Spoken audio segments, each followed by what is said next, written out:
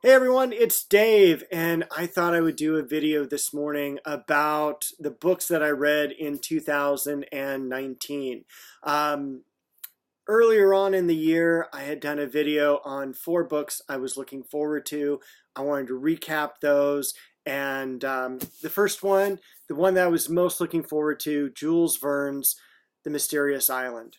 In 2018, I had read 20,000 Leagues Under the Sea. It was the very first time I had read that book, fell in love with it. I did have the annotated version of it, which gives you a little bit more background as to what's going on. It was phenomenal, my favorite book of the year. I was so looking forward to this. I just finished it last night, and it was okay. I was hoping for so much more because I heard that this was the sequel to 20,000 Leagues. And it was good. Don't get me wrong. I was looking forward to Captain Nemo, and you can see the book is like 600 pages long. Captain Nemo shows up, spoiler alert, 540 pages in. What the heck? So anyway, it was a great book, good book, almost great. I didn't care for the ending. Um, it was okay. I really liked it. I would actually read it again if I wanted to go through it. One of the books I wanted to read, this one here, The Bar Harbor Home, Retirement Home for Famous Writers. I didn't get to it. There was too many other things. I'm going to show you about what I read last year. And I also was looking forward to reading the Historical Dictionary of World's Fairs. You can see I got a few chapters in and stopped. The one other book that I had that I can't find, I don't know where it is, The Botany of Desire. That was really a great book. It was the first book I read in 2019. 4 chapters, intermixing plants with society, cannabis, tulips, apples, and potatoes. 4 chapters in the book. About 250 pages or so long. Very interesting. Probably the apple chapter was my favorite. That was the first one. It was just kind of really interesting to see the complexities of how apples changed and were brought from Europe and all of that. So that is a good book. I definitely do that as a must read. Books that I read this year that I absolutely loved. The first time reading a Nero Wolfe book. This one, Too Many Clients. It's a quick read. I had never read Nero Wolfe before. It was phenomenal.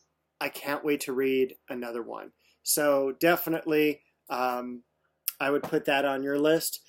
Surprise book, and as you can kind of see back here, these are all my Ross King books. Ross King is a writer of nonfiction for the most part, art historical books.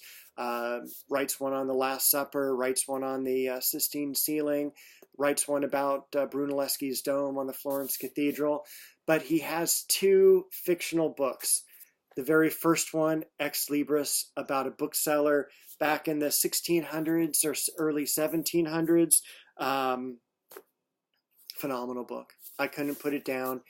It was so wonderful. And again, it's called Ex Libris. The author is Ross King, and it really is a fantastic book. And it's there's book auctions, there's chases, there's the idea of the importance of books during that time. And so that was great. Keeping with the book theme, another great book I picked up from a secondhand store myself, A Pound of Paper. It is British. The author is British, John Baxter, and it's subtitled Confessions of a Book Addict. Absolutely love this book. The best part of this book, and what I like to do when I read, is I like to have information to stretch out into other books. Like, what am I going to read next? In the back of this book, there are lists of, and a whole bunch of quotes about different books you should consider reading. And of course, I don't know if you can really see that, just famous books, popular books, primarily mysteries, Edgar Allan Poe tales, Wilkie Collins, The Woman in White, Robert Louis Stevenson, Dr. Jekyll and Mr. Hyde, and so on. It was really a wonderful book. Nonfiction, again, this guy going through book fairs in England and hearing about these private libraries that are going up for sale and making offers on them, and the importance of books in this person's life. So again, it's called A Pound of Paper. Fantastic book. I really enjoyed it. And then another fantastic book, Unearthing Atlantis. Picked this up from a Friends of the Library bookstore for probably $1 or $2. And it's not about like necessarily the fictional city of Atlantis or continent of Atlantis, but it is the archaeological excavation of the island of Terra, which is today it's Santorini in the Aegean Sea. And they make the claim, or this gentleman, Charles Pellegrino, makes the claim that this is the mythical or perhaps real city of Atlantis. It is a great book. It talks about archaeology. It talks about the Aegean culture and the Aegean civilization. So it's a wonderful book to pick up and read, and I can't say enough good things about it. Now, coming up in 2020 here, I do have some books I'm interested in reading. That'll hopefully give you feedback well before 2021.